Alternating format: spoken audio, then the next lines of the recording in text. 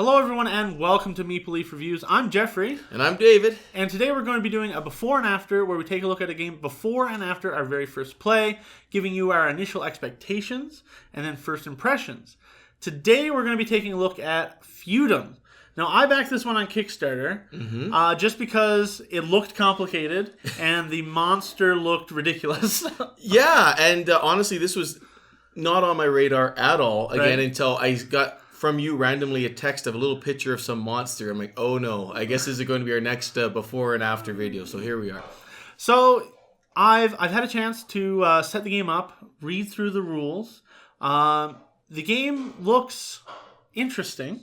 I think the thing that stands out to me the most as the thing I'm going to like the most is this action card selection that goes on. You have 11 action cards at the beginning of the round. You have to choose 4, maybe 5 if you play a resource.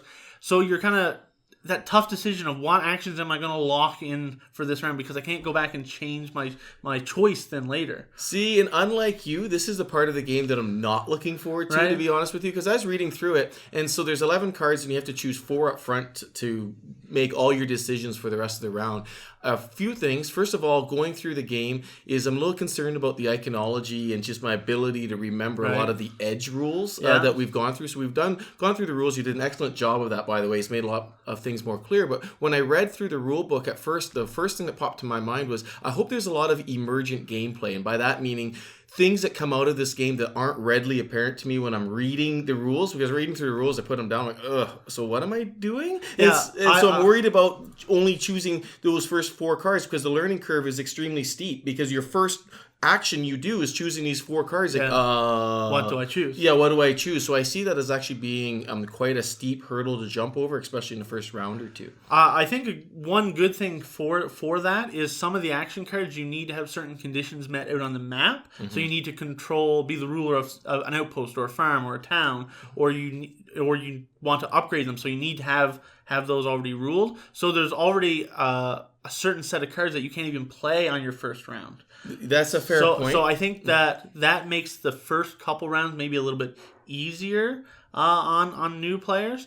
But like you were saying about reading the rulebook and, well, what am I going to do in this game? I had that exact same feeling. I was like, okay, that's the rules. I don't know what I want to do. Now, that's a little bit scary sometimes going into the first play. But it's also a little bit of exciting because then you have that sense of discovery. I'm learning. I'm discovering what it is, exploring. What am I going to do in this game? Well, I can appreciate that. And I'm going to segue into player count a little bit because I was looking on BGG and basically this game is recommended with 2 but plays best with 3 or 4 as of the time of this recording.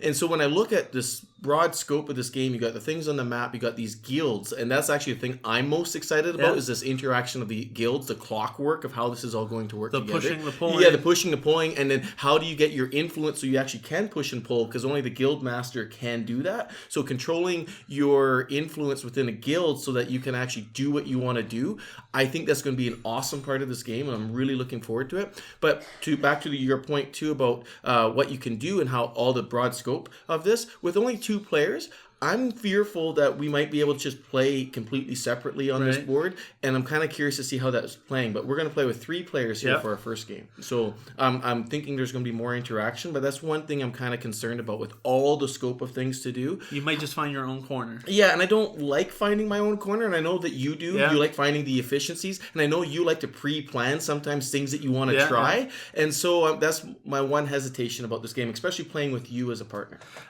Going to your point about mentioning you're excited about the guilds and stuff. Yeah. That's one area where I'm a little bit wary. Oh, really? Like after reading through the rules and the whole pushing and pulling actions, it felt a little bit too pointy to me. Like I'm doing this to get points, and I'm hoping that as I play, I'm doing it for other reasons in the game other than just trying to score points by doing it. I want it to facilitate gameplay instead of just being like, oh, I can do this and earn 6 points. So that's how I'm a little bit worried about that. Oh, well, I think there's going to be some other interesting interactions because one question I asked you when we were going through this, I'm like, well, why do I need these goods in front of me? Or why do I need extra influence? And with the interaction with the guilds, that's your ability to get some of this stuff either through trading with the guilds or even generating more influence for yourself. So I'm waiting to see when we get to these choke points in the game where you're like, oh, now I need that guild to generate that for me.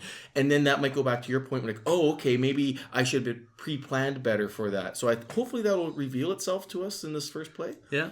So going in, what's your overall expectations? How do you think you're going to like it? Honestly, so this is a game, I gotta say, I'm going to give the designer, the developers, and all the playtesters the benefit of the doubt going into this game. Because, again, I go back to emergent gameplay. It's really difficult for me to quantify or define my expectations going into this game. Because reading the rule book and even going through the rules, I'm not really sure. You don't have the grasp. I don't have a grasp of what's going to emerge out of the board here and how it's going to interact and how I'm going to feel while I'm playing it. So frankly speaking, had you not brought this game to my attention, I'm not a fan of the overall presentation of the game. Even looking at some of the iconology, I'm hoping it starts becoming a little bit more clear to me. I'm going in neutral to slightly negative, I gotta be honest with you. But I'm looking forward to seeing the game emerge and seeing if what happens after that. Because there's so many gears going through this, but honestly, and I was telling you this before, is after reading the rules, I just put it down and I was just going to text you, say, can we just play Lisboa? And the reason for that is because I feel like there's a lot of gears here and I just need to see how well oiled there are, and it's not clear to me right now. I'm kind of in the same boat as you. Like I mentioned, reading through the rules, I didn't know what I wanted to do or how the game was going to play out. So it's like you said, it's hard to get a grasp on what is going to be in this game that's going to draw me in. It's going to make me want to bring it back to the table. How much there is going on in the game. Maybe there's avenues for multiple plays to explore those different corners of the game. But going into this first play, I'm going in expecting it to be a learning game, but I want to get a taste of some greatness here. But going in, I don't know if it's there or not. Well, and even to your point before about you're worried about how these guilds are going to interact and if it's just going to be guilds for the point of earning victory points or guilds for the point of facilitating gameplay. That's what you're looking for in this first game, because if you see it facilitating gameplay, then I believe this game is going to have tons of running room for you. But if not, if you see it just as points, then I see this as being a fairly short-lived game in your collection.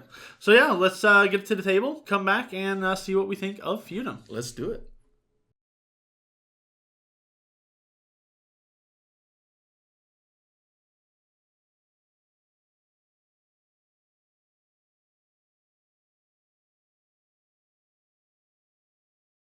Hello, everyone, and welcome back. We just finished playing Feudum. Like we mentioned before, we play at 3-player, and it took us 2 hours and 16 minutes. And you may notice that I'm talking with a lisp. It's just I had to go to the orthodontist and I have a new mouth appliance, so just bear with my... it's not like we punched each other across the table or anything. Yeah, there was no hard feelings during the game. Yeah, exactly. We played the advanced game as well, with none of the expansions. Great. So what were your impressions? Well, I have to say this was a game for me that the longer I played it, the more it grew on to me. Because even when the game started, your wife, who was the third player, even she's like, okay, what am I supposed to do? And that was a feeling I had. And so even to pick her original pawn, she just rolled the dice. She just rolled and said, okay, fine, I guess. And it was like the clergy, the monk or whatever, said, okay, that's what I'm going to do. And she started going down that strategy. I thought that was brilliant because the same thing, like, I don't know what I'm supposed to do. And so I thought that there was lots and lots of decisions here. And there were some big gears, there's some intermediate gears, some tiny gears that only started to reveal themselves at near the end of the play and will begin to reveal themselves in future plays. And so the more I played on it, the more it grew on me. I started understanding the guilds a little bit more. The more the actual presentation grew on me. Like I actually started getting into the artwork and the icons. I think before I mentioned that I was a little bit worried about them. I thought they were pretty clear. So it really grew on me. And I'd have to say what I was telling Jeffrey before during the game was, I don't know if I'm excited to play again, but I'm definitely interested to play again. And so then that puts me on the looking forward to our next play end of the spectrum. Another thing that I was worried about going in with the rules and everything, and like you mentioned, the iconography, was I was worried that I was going to be flipping through the rule book a lot. Yeah. And I wasn't. No, not at all. Which was really good. Oh, except for that one time when I took over the Feudum, and you're like, oh yeah, by the way, that goes back to an outpost. Like, oh, what? What just happened? Yeah, what just happened? But that was on the tip of your tongue. You didn't even have to refer to the rulebook. I'm like, oh, that sucks. So that changed things a little bit. So it was definitely a learning game. 100%. And I felt like about halfway through, I was starting to, see all those little gears. Like you could see the big gears, but then seeing all the little things. And there was so much in this game that we haven't even explored. Yeah. Monsters never came out in this game. Nobody took any of those rosary beads. Right. Only one Feudum was made, right. And then you attacked it and got rid of it. And that was wrong on me. What I should have done was actually, instead of attacking it with the military, I think I should have just went in with influence. And tried to take it over. And try to take it over with, because at the time there's only one influence there, so by either going in with a merchant or with 2 influence. And so that was, maybe I'll segue into what I thought was going to be really interesting before was the guild to guild interaction, the push and the pull. What I found in the game was the guild to board interaction was phenomenal, because then I found out, like, well, I don't have any influence tokens to give, so I couldn't do that. So it was forcing my hand, because I really wasn't paying much attention to how the guilds could be helping me out for what I needed to do. So there's one of the cards that actually, if I had the knight, it allowed me to take an influence. Yeah. So I was able to use that a couple of times, but I found that there was just a lot of really intricate interactions between cards, the board, the guilds, the board, and with each other that definitely makes me interested to play more. Yeah, I feel that, like I said, there's more to explore in this game. The thing that I thought was interesting too while playing was you have 11 action cards. Now I liked the decision making of choosing which ones you wanted, but partway through the game, I realized this guild card is essentially 18 possible actions. Yeah, so 6 times 3. So I have 10 action cards plus 1 action card, which is 18 possible actions. So you want to be taking that card and using it multiple times so you can do multiple things. And with the guilds, too, there's more player interaction. If you're pulling stuff over, well, maybe then I can trade with that guild and use those resources. Or I want you to push it into the Knight Guild so I get more influence tokens so I can take them later. Well, you can do multiple things, but the choke point I found that I really liked was how you're able to actually be involved in the guilds, because it's either by having a pawn that's designated to that guild, or by having a feudum of that guild. And then that's it, right? Yeah. And then the other one, if you have the particular type of location, then you can add to your influence within that guild, but you need one of those first 2, right? Yeah. And so I found that was created a real choking point sometimes, because I wanted to be involved in a guild, but I didn't have the means to actually get there as immediately as I wanted to. Yeah, and the more guilds that you're involved in, because you have dice out, the more food you're going to need to feed. And that was just a constant treadmill for me. Like, we were talking, maybe you want to touch on some of the ways to get food, because my very unimaginative way was usually just to go to the merchant and buy it.